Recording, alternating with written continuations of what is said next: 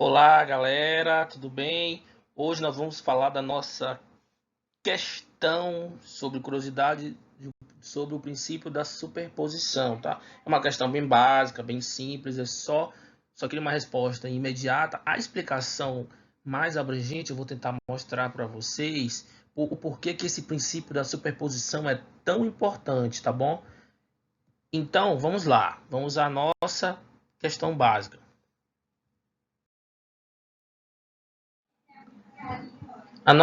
A nossa pergunta diz o seguinte: baseado nas videoaulas sobre o princípio da superposição, em qual dos itens abaixo se aplica esse princípio? Gente, a pergunta é essa: eu quero saber em qual dos itens abaixo a gente pode aplicar o princípio da superposição. Letra A, somente nas forças elétricas e no campo elétrico. Letra B, somente em todas as forças da natureza. Letra C, somente em todas as grandezas escalares. E letra D, somente em todas as grandezas vetoriais. Gente, muito cuidado com a letra A e com a letra B, principalmente com a letra B, tá? Se a letra B fosse correta, ela seria mais correta que a letra A, porque a letra A eu falei o seguinte: somente na força elétrica e no campo elétrico. Somente nessas duas forças. Ah, a força de Newton não conta. Ah, o campo gravitacional não conta. Então, essas estão certas? Estão, mas não é somente nelas. O erro está aqui, não é a palavra somente, tá? Força elétrica e campo elétrico se aplica sim o princípio da superposição, mas não é só nelas, ok? Letra B, somente em todas as forças da natureza? Não, porque campo elétrico não é força, é campo, tá? A velocidade é uma grandeza vetorial. A velocidade é uma grandeza vetorial, tem direção, sentido e módulo, tá? A aceleração também é uma grandeza vetorial. Então, também não pode ser só a letra, também não pode ser somente em todas as forças da natureza, tá bom? Somente em todas as grandezas escalares, essa aqui é o erro. O erro absurdo, não é em grandezas escalares, são em grandezas vetoriais. Por quê? Campo elétrico não é grandeza vetorial, força elétrica não é grandeza vetorial, aceleração, velocidade, todas essas grandezas são grandezas vetoriais. A resposta correta mesmo é a letra D, em todas as grandezas vetoriais, tá bom, gente? Mas será que é só isso, professor? Para a nossa resposta aqui, são somente todas as grandezas vetoriais. Ficaria mais belo, mais bonito se eu botasse em todos os sistemas físicos que envolvem grandezas vetoriais. Entendam? Então, eu coloquei aqui uma resposta para vocês melhorarem o conhecimento sobre o princípio da superposição, tá bom? Então, gente, como eu acabei de falar, somente em grandezas vetoriais, mas na verdade em todos os sistemas físicos que envolvam grandezas vetoriais, tá? Então, o que eu acabei de falar para vocês, vou ler aqui e mostrar para que vocês assimilem melhor esse conhecimento, tá? A superposição pode ser aplicada em vários sistemas físicos, mas sempre deve se levar em consideração que nesses sistemas físicos há grandezas vetoriais envolvidas, por isso sempre aplicado em grandezas vetoriais. Um exemplo bem básico sobre a aplicação do princípio da superposição, gente.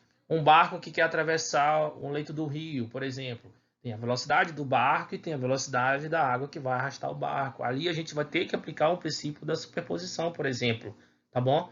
Outros exemplos que eu posso mostrar para vocês: a interferência de ondas eletromagnéticas, a interferência de onda em uma corda, por exemplo, onde esses picos e esses vales das ondas podem ser representados como grandezas vetoriais. Se há grandezas vetoriais, a gente aplica o princípio da superposição. Interferência quer dizer que esses vales podem se somar e esse vale com esse pico pode se subtrair. Quem determina é o sentido. O sentido para cima é vale, o sentido para baixo.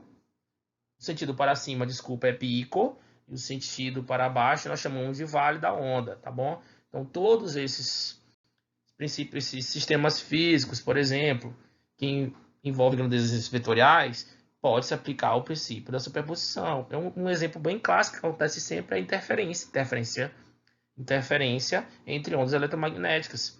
Por quê? Porque interferências em ondas eletromagnéticas, por exemplo, eu posso colocar como exemplo o pulso de uma corda, que também é uma onda transversal, igual às ondas eletromagnéticas, que também são ondas transversais. Pulso de uma onda e uma corda se encontram, suas elongações em cada ponto da corda pode se somar ou subtrair algebricamente. Isso depende de quem? Da sua amplitude, ou seja, a sua elongação máxima. Como assim, professor? Essa interferência pode ser tanto construtiva como destrutiva. Eu coloquei aqui para vocês, ó.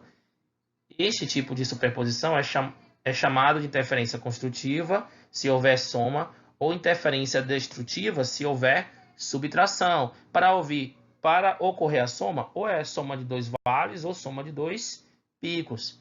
Para ocorrer a interferência destrutiva, ou seja, se houver subtração, é um vale com um pico ou um pico com um vale, tá bom? É assim que acontece, é assim que os sistemas físicos se comportam, e é aí que entra a matemática, que é o princípio da superposição, onde a gente faz essas contas, a gente faz todos esses detalhes para resolver os sistemas físicos, tá bom?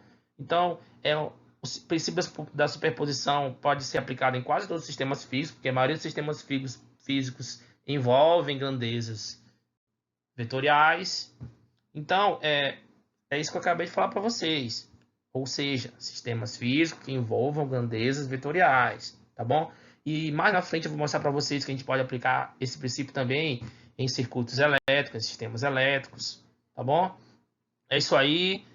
Muito obrigado. Espero que vocês tenham entendido. Fiquem com Deus e muito obrigado, galera.